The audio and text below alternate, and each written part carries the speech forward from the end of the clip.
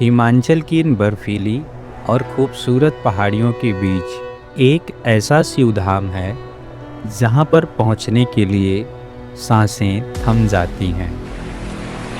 लेकिन जब आप वहाँ पहुँचते हैं तो जो नज़ारा आपकी आंखों के सामने होता है वो स्वर्ग से भी बढ़कर लगता है। यही है मणि महेश कैलाश की पवित्र यात्रा।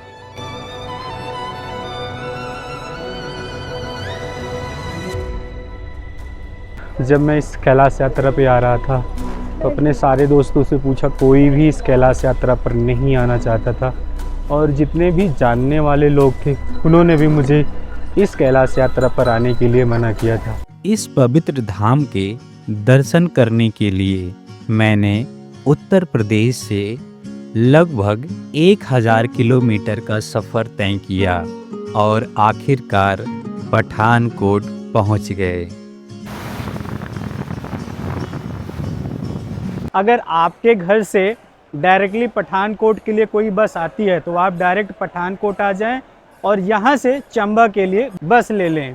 अगर हड़सर के लिए सीधा बस मिल जाए तो वो भी ले लें। पठानकोट से चंबा का ये सफ़र मेरे लिए सिर्फ एक यात्रा नहीं बल्कि एक खूबसूरत एहसास था। एक तरफ थी गहरी खाइयाँ जिन्हें देखकर दिल में थोड़ा सा डर भी था और दूसरी तरफ पहाड़ों की गोद में बसे खूबसूरत गांव जो मन को सुकून दे रहे थे।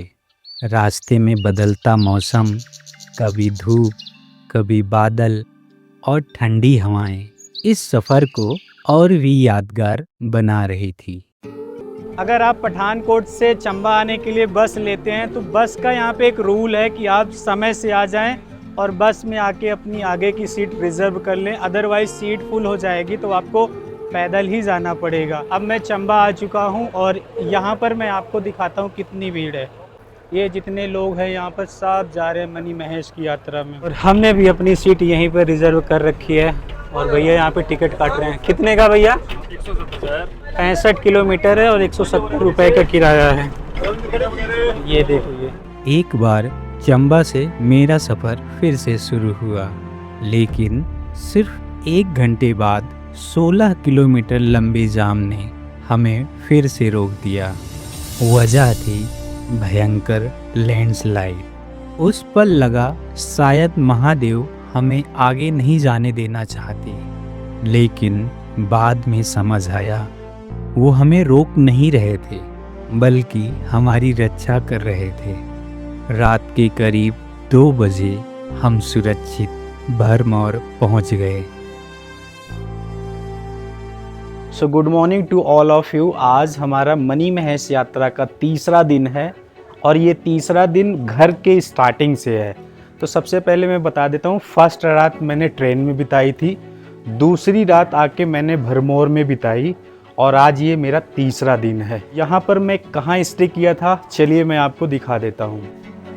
तो यहाँ पर ये देखो एक हॉल टाइप का है जिसमें 1 2 3 4 5 6 देख लो चारों तरफ यहाँ पर जितने सारे ये गद्दे रखे गए हैं यहाँ पर सभी लोग सो रहे थे। ये मेरी मजबूरी में थी कि यहाँ पर मैं आके सोया था। अगर आप भरमौर में आते हैं तो यहाँ पे बहुत सारे होटल हैं।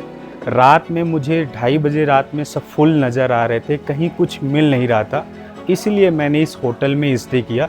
लेकिन अगर आप मणि महेश यात्रा की प्लानिंग कर रहे हैं तो आप अपने अकॉर्डिंग जहाँ पर आपका बजट है आप कहीं भी आके होटल को ढूंढ सकते हैं और ले सकते हैं। मणि महेश यात्रा से पहले भरमानी माता का दर्शन जरूरी है, मगर उन तक पहुंचने का सफ़र सबसे ज़्यादा खूबसूरत है। रास्ते भर विशाल देवदार के पेड़ और पहाड़ों की ऊंचाई से भरमौर का वो छोटा सा गांव जो बादलों के बीच में बसा है मानो हवा में तैर रहा हो।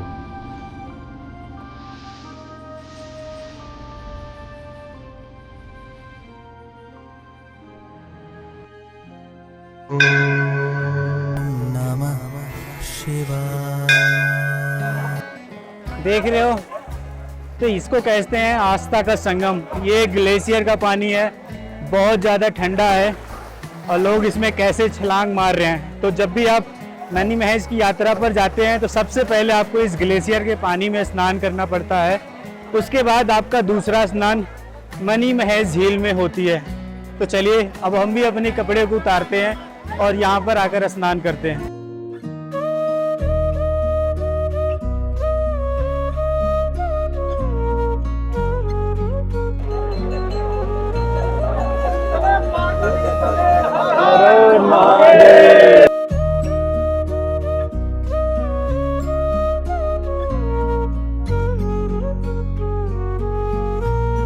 दोस्तों, अगर आप मनी महेश कैलाश की यात्रा पे जा रहे हैं तो आपको भरमानी माता का दर्शन करना जरूरी है। भरमानी माता को माँ पार्वती का स्वरूप माना जाता है और मैंने ऐसे कई सारे मंदिरों में देखा है। अगर आप केदारनाथ जाते हैं तो केदारनाथ के मंदिर में भी माँ पार्वती का भी मूर्ति होता है। वहाँ पे लोग माँ पार्वती को पूजा करते वक्त भूल जाते हैं। वहीं अगर आप महाकाल जाते हैं महाकाल का दर्शन करने के लिए, तो वहां पर भी माँ पार्वती का नाम लेने के लिए भूल जाते हैं। और इसी रीजन की वजह से महादेव को अर्धनारीश्वर का रूप धारण करना पड़ा था। आप कभी भी भोलेनाथ के दर्शन करने के लिए जाओ तो माँ पार्वती का नाम मत भूल जाना। इसीलिए यहाँ पर यह जरूरी है कि अगर आप मनी महेश की यात्रा पर जा रहे हैं, भोलेनाथ का दर्शन करने के लिए जा रहे हैं, तो आप माँ पार्वती का नाम ना भूल जाओ। इसीलिए ये दर्शन करना बहुत ज़्यादा इम्पोर्टेंट है। अगर महादेव महाकाल हैं तो माँ पार्वती महाकाली हैं। दोनों एक दूसरे के पूरक हैं, एक शिव है और एक शक्ति है।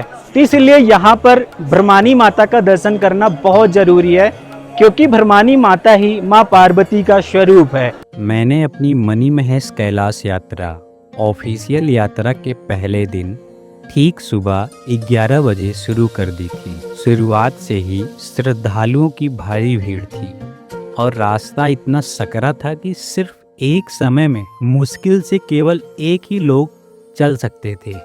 चारों तरफ ऊंचे ऊंचे देवदार के घने जंगल और उनके बीच से गुजरती हुई वो पतली सी पगडंडी।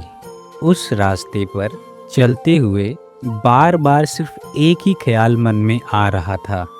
ऐसा लग रहा था जैसे हम कैलाश की यात्रा पर नहीं बल्कि प्रभु श्री राम के वनवास के उन शांत और रहस्यमयी रास्तों पर चल रहे हैं।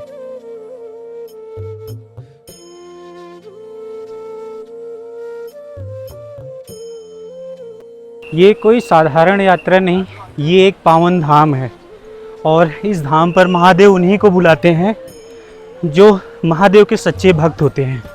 145 करोड़ जनसंख्या में सिर्फ 5 से 10 करोड़ लोगों को ही पता है मनी महेश यात्रा के बारे में। तो नेक्स्ट ट्रिप आप ज़रूर मनी महेश यात्रा की बनाइएगा। देखो यहाँ पे लंगर चल रहा है, भंडारा चल रहा है और ये जो लोकेशन है यमकुंड लिखा है इसमें, स्थान यमकुंड है ये।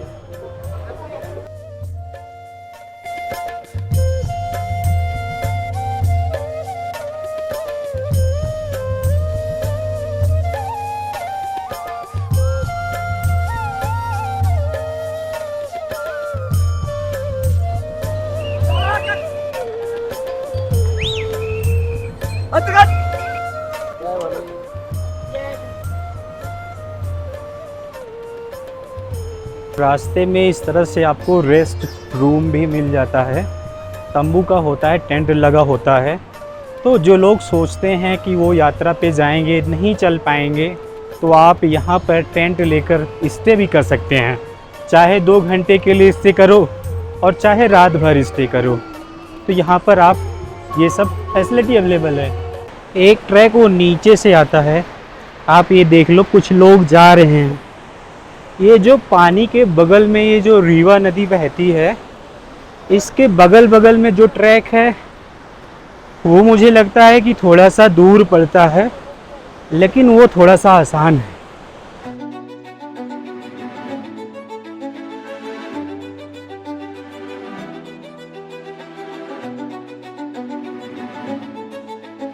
इस यात्रा में हम सिर्फ पहाड़ ही नहीं चढ़ते, बल्कि हमारे जो मन का बोझ होता है वो उतर जाता है।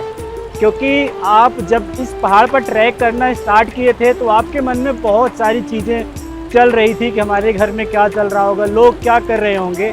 और आधा पहाड़ चलने के बाद आप सब कुछ भूल चुके हैं और आप सिर्फ भोलेनाथ का दर्शन पाने के लिए उनके रास्ते में उनकी राह देख रहे हैं। तो यही होता है, मन में जो होता है सब मिट जाता है। कभी भी ट्रैक पे आएँ तो ये चीज़ आप आजमा के ज़रूर देख लेना।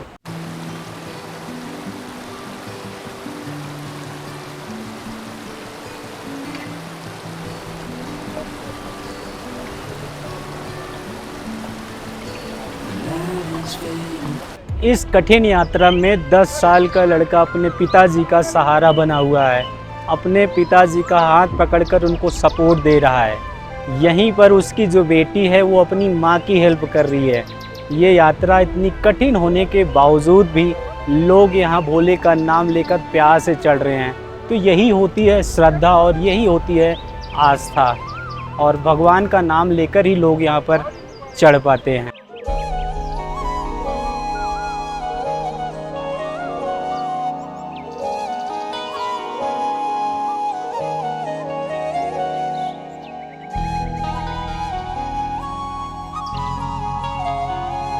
ये एरिया है धनछो।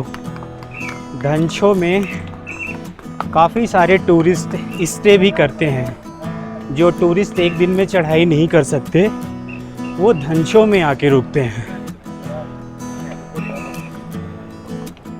तो अब तक का जो पड़ाव था, पहला पड़ाव मिला वो धनछो ही था, और धनछो मुझे पहुंचने में 3 बज चुके हैं।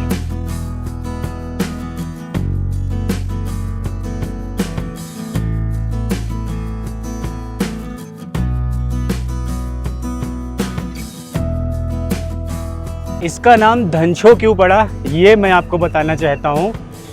तो जैसे कि आपको पता है भोलेनाथ जी बहुत ज़्यादा भोले ही है, और एक भस्मासुर नाम का राक्षस था, और उसने भगवान भोलेनाथ की इतनी तपस्या की, पूजा की कि भगवान खुश होकर उससे बोले कि तुम्हें जो वरदान चाहिए तुम मांग लो। और उसने बोला कि मैं जिसके सर पे अपना हाथ रखूं वो भस्म हो जाए। और जैसे ही भगवान महादेव ने उसको ये वरदान दिया, उसने ये वरदान महादेव के ऊपर ही आजमाना चाहा। अब महादेव वरदान देने के बाद तो छीन सकते नहीं थे, तो महादेव ने छिपने की कोशिश की। ये धनछो वही क्षेत्र है जहाँ पर महादेव आके छिपे थे, और उसके बाद भगवान विष्णु मोहिनी का रूप धारण करके उस भस्मासुर को भस्म किए थे। तो यही कहानी है धनछो की। अब हम चलते हैं अपने नेक्स्ट पड़ाव पर।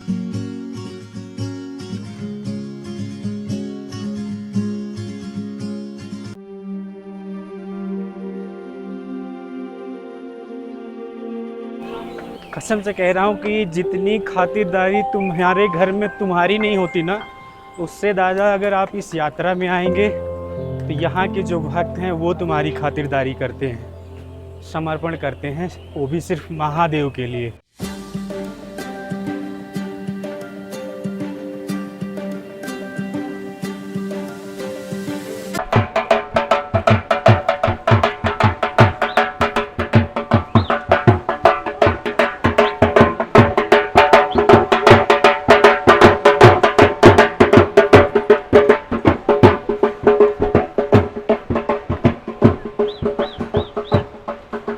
तो ये जो फैसिलिटी अवेलेबल है धनछो में अवेलेबल है, आएंगे तो यहाँ पर कोई चाहे फैमिली के साथ आओ या फिर सोलो आ रहे हो तब भी 200 रुपीज़ पर पर्सन, और ज़्यादा लोग आओगे तो डिस्काउंट भी दे देंगे ना भैया। चलो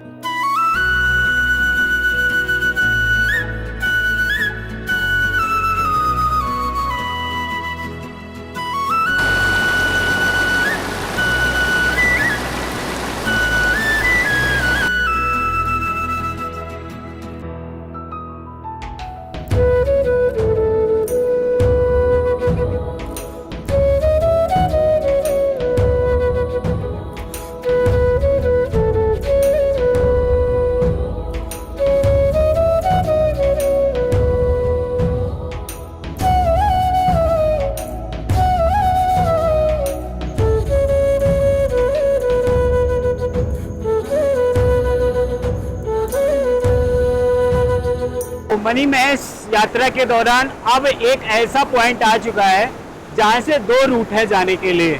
एक है गौरीकुंड के लिए और दूसरा है सुंदरासी के लिए। तो जो मैंने ये रास्ता तय किया है इस फ्लाईओवर से जाने के लिए, ऐसे ये सुंदरासी है।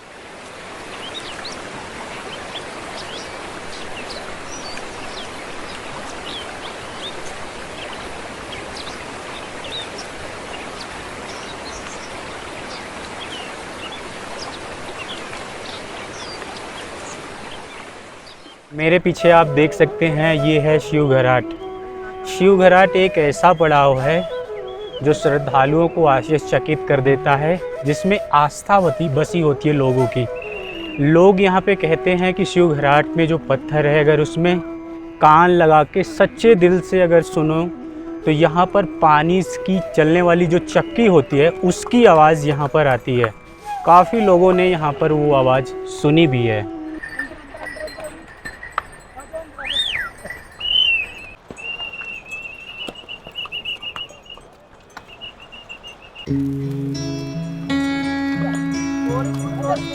अभी बज चुके हैं 7:04। अब मैं यहाँ से अपनी स्पीड तेज़ करता हूँ ताकि 8 बजे तक गौरीकुंड पहुँच जाऊँ।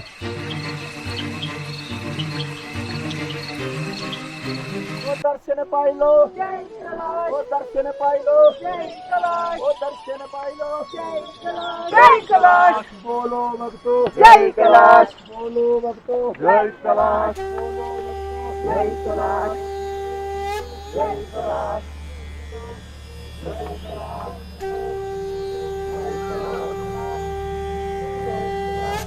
Good morning guys, today is the 4th day of my journey. और मैंने ये जर्नी, आपको पता है कि मैं अपने उत्तर प्रदेश से स्टार्ट किया था। और अगर ट्रैक की बात करूं तो आज ये मेरा 2nd डे है। कल नाइट मैंने यहाँ पर गौरीकुंड में स्टे किया था और अभी आज सुबह मॉर्निंग से मैंने 5 बजे ये ट्रैकिंग स्टार्ट किया है। और यहाँ के लोगों ने बताया कि गौरीकुंड से जो मणि महेश कुंड है वो अराउंड 800 या 1 किलोमीटर के अराउंड है। सो अभी हमने अपना ये ट्रैक स्टार्ट कर दिया है और हम चल रहे हैं।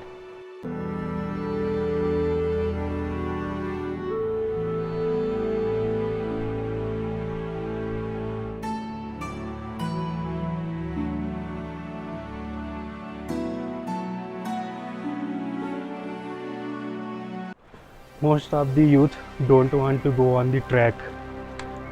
उन्हें लगता है कि वो ये ट्रैक नहीं कर सकते हैं।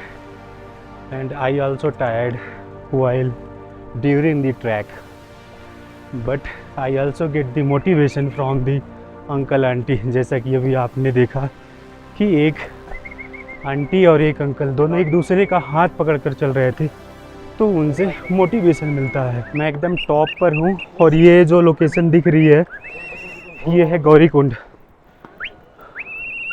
यहीं पर मैंने स्टे किया था। अब मैं अपना एक्सपीरियंस शेयर करने जा रहा हूँ। जो सपना मैंने देखा था वो कैलाश के राजा कैलाशपति ने आज उसको पूरा कर दिया है। और जैसे ही मैं अपने कदम धीरे धीरे ऊपर की तरफ रख रहा हूँ, जैसे ही मैं कैलाश पहुँचने वाला हूँ, वैसे ही जो मेरा हार्ट है वो बहुत तेज़ से बीट हो रहा है, इसलिए कि आज मैं महादेव से मिलने के लिए यहाँ पर कितनी कठिन तपस्या के बाद यहाँ पर जाके पहुँचा हूँ।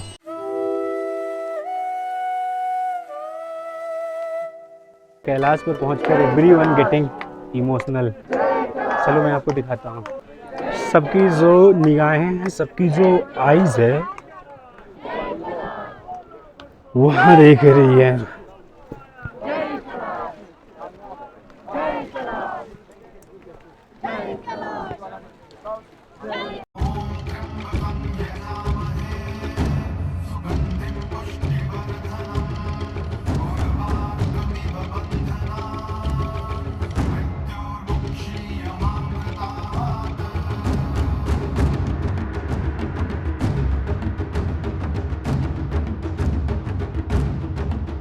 मेरे पास जो कुछ भी है वो कुछ भी मेरा नहीं है, सब कुछ मेरे महादेव, मेरे कैलाशपति का सब कुछ दिया हुआ है।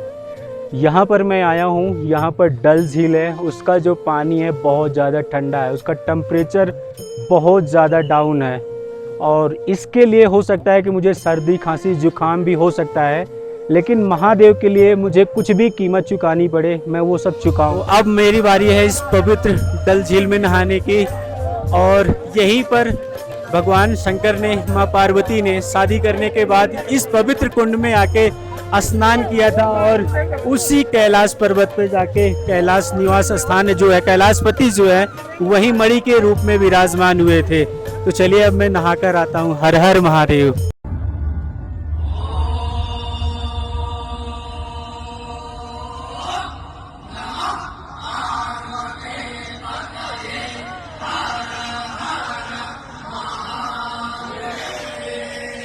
ये यहाँ पर मिल गया है प्रसाद। हमने यहाँ पर ये प्रसाद ले लिया 100 रुपए का, और 50 रुपए के ये डिब्बे ले लिए हैं, जिसमें मैं कैलाश का जो ये पानी है इसको घर लेके चलूँगा, और उसके बाद यहाँ पर प्रसाद चढ़ाऊँगा और चुन्नी बांधूँगा। ये सारा चीज़ हमने यहाँ पर ले लिया है।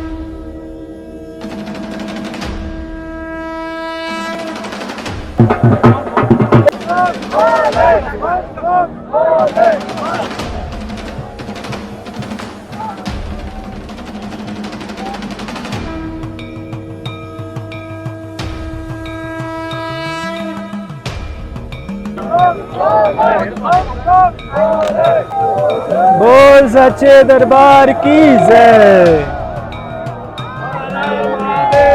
हर हर महादेव। तो दोस्तों अब बात करते हैं कि इस यात्रा में हमें टोटल खर्चा कितना आया। तो एक बार मैं अपनी लिस्ट खोलता हूं और आपको बताता हूं। जलंधर टू पठानकोट आया था 200 रुपये दिया था। पठानकोट से चंबा आया था 265 रुपये दिया था। चंबा से भरमौर आया 170 रुपये, और भरमौर में मैंने 150 रुपये का रूम रेंट लिया था। भरमौर से भरमानी माता आने का और जाने का, आने जाने का 100 रुपये का किराया, टोटल 200 रुपये। फिर मैंने स्टे किया था इस यात्रा के दौरान गौरीकुंड में, जिसके लिए 300 रुपये दिया था। हड़सर, अब मुझे यहाँ से वापसी जाना है, तो हड़सर से भरमौर के लिए 50 रुपये फिर से देना पड़ेगा। भरमौर से चंबा के लिए 170 रुपये देना पड़ेगा, और चंबा से फिर पठानकोट के लिए 265 रुपये देना पड़ेगा। मुझे पठानकोट से चंबा आने और जाने में, इस ट्रैक में जितना पैसा लगा है वो सिर्फ 1800 रुपये है। दोस्तों जैसा कि आपको पता है कि मैं एक MNC कंपनी में फुल टाइम जॉब भी करता हूं, लेकिन महादेव के दर्शन के लिए अगर मुझे कहीं भी जाना हो तो मैं समय निकाल ही लेता हूं। दोस्तों जो लोग मणि महेश कैलाश यात्रा पर आज तक नहीं आए हैं, अगर वो हमारी इस वीडियो को देख रहे हैं तो समझ लो इस वीडियो के माध्यम से ही महादेव ने आपको बुलाने का प्रयास किया है। हम आशा करते हैं कि आप इस साल मणि महेश कैलाश यात्रा जरूर जाएंगे। दोस्तों हम आशा करते हैं कि मणि महेश कैलाश यात्रा की इस वीडियो को देखने के बाद आपको कम से कम 10% तो जानकारी मिल गई होगी। अगर ये वीडियो आपको पसंद आती है तो प्लीज़ मेरे चैनल को लाइक करें, शेयर करें एंड सब्सक्राइब करें, जिससे कि मुझे मोटिवेशन मिलेगा और मैं एक फुल टाइम ब्लॉगर बन पाऊँगा। हर हर महादेव।